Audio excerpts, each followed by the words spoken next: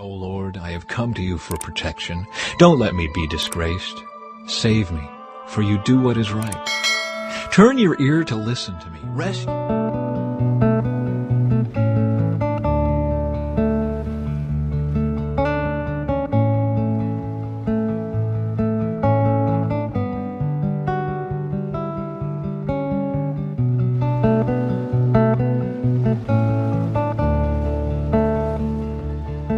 O Lord, I have come to you for protection. Don't let me be disgraced. Save me, for you do what is right. Turn your ear to listen to me. Rescue me quickly. Be my rock of protection, a fortress where I will be safe. You are my rock and my fortress. For the honor of your name, lead me out of this danger. Pull me from the trap my enemies set for me. For I find protection in you alone. I entrust my spirit into your hand. Rescue me, Lord, for you are a faithful God.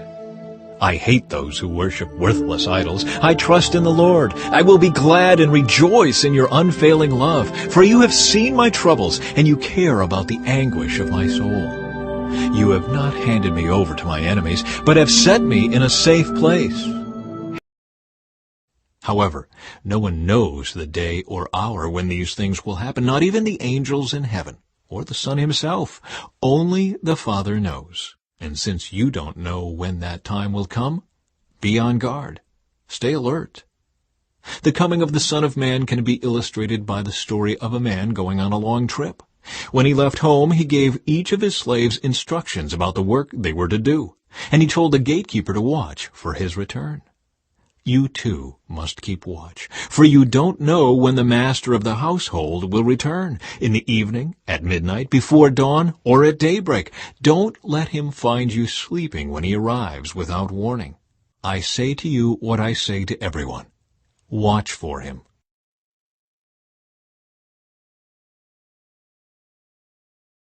It was now 2 days before Passover and the festival of unleavened bread. The leading priests and the teachers of religious law were still looking for an opportunity to capture Jesus secretly and kill him. But not during the Passover celebration, they agreed, or the people may riot. Meanwhile, Jesus was in Bethany at the home of Simon, a man who had previously had leprosy. While he was eating, a woman came in with a beautiful alabaster jar of expensive perfume made from essence of nard. She broke open the jar and poured the perfume over his head. Some of those at the table were indignant. "Why waste such expensive perfume?" they asked. "It could have been sold for a year's wages and the money given to the poor." So they scolded her harshly. But Jesus replied, "Leave her alone. Why criticize her for doing such a good thing to me? You will always have the poor among you, and you can help them whenever you want to. But you will not always have me. She has done what she could and has anointed my body for burial ahead of time.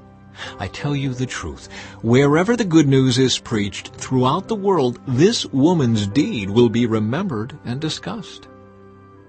Judas agrees to betray Jesus. Then Judas Iscariot, one of the 12 disciples, went to the leading priests to arrange to betray Jesus to them. They were delighted when they heard why he had come, and they promised to give him money. So he began looking for an opportunity to betray Jesus. The Last Supper. On the first day of the festival of unleavened bread, when the Passover lamb is sacrificed, Jesus' disciples asked him, "Where do you want us to go to prepare the Passover meal for you?" So Jesus sent 2 of them into Jerusalem with these instructions. "As you go into the city, a man carrying a pitcher of water will meet you. Follow him. At the house he enters, say to the owner, 'The teacher asks, where is the guest room where I can eat the Passover meal with my disciples?' He will take you upstairs to a large room that is already set up. That is where you should prepare our meal." So the 2 disciples went into the city and found everything just as Jesus had said, and they prepared the Passover meal there. Chapter 15. Bodily Discharges. The Lord said to Moses and Aaron, "Give the following instructions to the people of Israel. Any man who has a bodily discharge is ceremonially unclean. This defilement is caused by his discharge, whether the discharge continues or stops. In either case, the man is unclean. Any bed on which the man with the discharge lies, and anything on which he sits, will be ceremonially unclean. So if you touch the man's bed, you must wash your clothes and bathe yourself in water, and you will remain unclean until evening. If you sit where the man with the discharge has sat, you must wash your clothes and bathe yourself in water, and you will remain unclean until evening. If you touch the man with the discharge, you must wash your clothes and bathe yourself in water, and you will remain unclean until evening. If the man spits on you, you must wash your clothes and bathe yourself in water, and you will remain unclean until evening. Any saddle blanket on which the man rides will be ceremonially unclean. If you touch anything that was under the man, you will be unclean until evening. You must wash your clothes and bathe yourself in water, and you will remain unclean until evening. If the man touches you without first rinsing his hands, you must wash your clothes and bathe yourself in water, and you will remain unclean until evening. Any clay pot the man touches must be broken, and any wooden utensil he touches must be rinsed with water. When the man with the discharge is healed, he must count off 7 days for the period of purification. Then he must wash his clothes and bathe himself in fresh water, and he will be ceremonially clean. On the 8th day he must get 2 turtle doves or 2 young pigeons, and come before the Lord at the entrance of the tabernacle, and give his offerings to the priest. The priest will offer 1 bird for a sin offering, and the other for a burnt offering. Through this process, the priest will purify the man before the Lord for his discharge. Whenever a man has an emission of semen, he must bathe his entire body in water, and he will remain ceremonially unclean until the next evening. Any clothing or leather with semen on it must be washed in water, and it will remain unclean until evening. After a man and a woman have sexual intercourse, they must each bathe in water, and they will remain unclean until the next evening. Whenever a woman has her menstrual period, she will be ceremonially unclean for 7 days. Anyone who touches her during that time will be unclean until evening. Anything on which the woman lies or sits during the time of her period will be unclean. If any of you touch her bed, you must wash your clothes and bathe yourself in water, and you will remain unclean until evening. If you touch any object she has sat on, you must wash your clothes and bathe yourself in water, and you will remain unclean until evening. This includes her bed or any other object she has sat on. You will be unclean until evening if you touch it. If a man has sexual intercourse with her and her blood touches him, her menstrual impurity will be transmitted to him. He will remain unclean for 7 days, and any bed on which he lies will be unclean. If a woman has a flow of blood for many days that is unrelated to her menstrual period, or if the blood continues beyond the normal period, she is ceremonially unclean. As during her menstrual period, the woman will be unclean as long as the discharge continues. Any bed she lies on and any object she sits on during that time will be unclean, just as during her normal menstrual period. If any of you touch these things, you will be ceremonially unclean. You must wash your clothes and bathe yourself in water, and you will remain unclean until evening. When the woman's bleeding stops, she must count off 7 days. Then she will be ceremonially clean. On the 8th day, she must bring 2 turtle doves or 2 young pigeons and present them to the priest at the entrance of the tabernacle. The priest will offer 1 for a sin offering and the other for a burnt offering. Through this process, the priest will purify her before the Lord for the ceremonial impurity caused by her bleeding. This is how you will guard the people of Israel from ceremonial uncleanness. Otherwise they would die, for their impurity would defile my tabernacle that stands among them. These are the instructions for dealing with anyone who has a bodily discharge, a man who is unclean because of an emission of semen, or a woman during her menstrual period. It applies to any man or woman who has a bodily discharge, and to a man who has sexual intercourse with a woman who is ceremonially unclean.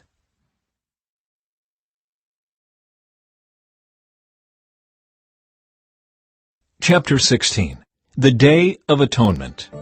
The Lord spoke to Moses after the death of Aaron's 2 sons who died after they entered the Lord's presence and burned the wrong kind of fire before him. The Lord said to Moses, "Warn your brother Aaron not to enter the most holy place behind the inner curtain whenever he chooses, If he does, he will die. For the ark's cover, the place of atonement is there, and I myself am present in the cloud above the atonement cover. When Aaron enters the sanctuary area, he must follow these instructions fully. He must bring a young bull for a sin offering and a ram for a burnt offering. He must put on his linen tunic and the linen undergarments worn next to his body. He must tie the linen sash around his waist and put the linen turban on his head. These are sacred garments, so he must bathe himself in water before he puts them on. Aaron must take from the community of Israel 2 male goats for a sin offering and a ram for a burnt offering. Aaron will present his own bull as a sin offering to purify himself and his family, making them right with the Lord. Then he must take the 2 male goats and present them to the Lord at the entrance of the tabernacle. He is to cast sacred lots to determine which goat will be reserved as an offering to the Lord and which will carry the sins of the people to the wilderness of Azazel. Aaron will then present as a sin offering the goat chosen by lot for the Lord. The other goat, the scapegoat, chosen by lot to be sent away, will be kept alive, standing before the Lord. When it is sent away to Azazel in the wilderness, the people will be purified and made right with the Lord. Aaron will present his own bull as a sin offering to purify himself and his family, making them right with the Lord. After he has slaughtered the bull as a sin offering, he will fill an incense burner with burning coals from the altar that stands before the Lord. Then he will take 2 handfuls of fragrant powdered incense, and will carry the burner and the incense behind the inner curtain. There, in the Lord's presence, he will put the incense on the burning coals so that a cloud of incense will rise over the ark's cover, the place of atonement, that rests on the ark of the covenant. If he follows these instructions, he will not die. Then he must take some of the blood of the bull, dip his finger in it, and sprinkle it on the east side of the atonement cover. He must sprinkle blood 7 times with his finger in front of the atonement cover. Then Aaron must slaughter the first goat as a sin offering for the people and carry its blood behind the inner curtain. There he will sprinkle the goat's blood over the atonement cover and in front of it, just as he did with the bull's blood. Through this process, he will purify the most holy place, and he will do the same for the entire tabernacle because of the defiling sin and rebellion of the Israelites. No one else is allowed inside the tabernacle when Aaron enters it for the purification ceremony in the most holy place. No one may enter until he comes out again after purifying himself, his family, and all the congregation of Israel, making them right with the Lord. Then Aaron will come out to purify the altar that stands before the Lord. He will do this by taking some of the blood from the bull and the goat and putting it on each of the horns of the altar. Then he must sprinkle the blood with his finger 7 times over the altar. In this way he will cleanse it from Israel's defilement and make it holy. When Aaron has finished purifying the most holy place and the tabernacle and the altar, he must present the live goat. He will lay both of his hands on the goat's head and confess over it all the wickedness, rebellion, and sins of the people of Israel. In this way he will transfer the people's sins to the head of the goat. Then a man specially chosen for the task will drive the goat into the wilderness. As the goat goes into the wilderness, it will carry all the people's sins upon itself into a desolate land. When Aaron goes back into the tabernacle, he must take off the linen garments he was wearing when he entered the most holy place, and he must leave the garments there. Then he must bathe himself with water in a sacred place, put on his regular garments, and go out to sacrifice a burnt offering for himself and a burnt offering for the people. Through this process, he will purify himself and the people, making them right with the Lord. He must then burn all the fat of the sin offering on the altar. The man chosen to drive the scapegoat into the wilderness of Azazel must wash his clothes and bathe himself in water. Then he may return to the camp.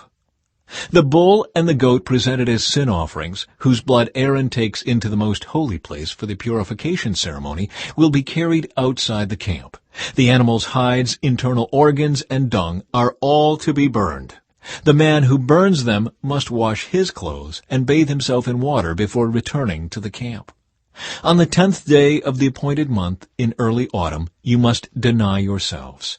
Neither native-born Israelites nor foreigners living among you may do any kind of work. This is a permanent law for you. On that day, offerings of purification will be made for you, and you will be purified in the Lord's presence from all your sins. It will be a Sabbath day of complete rest for you, and you must deny yourselves. This is a permanent law for you. In future generations, the purification ceremony will be performed by the priest, who has been anointed and ordained to serve as high priest in place of his ancestor Aaron. He will put on the holy linen garments and purify the most holy place, the tabernacle, the altar, the priests, and the entire congregation. This is a permanent law for you to purify the people of Israel from their sins, making them right with the Lord once each year. Moses followed all these instructions exactly as the Lord had commanded him.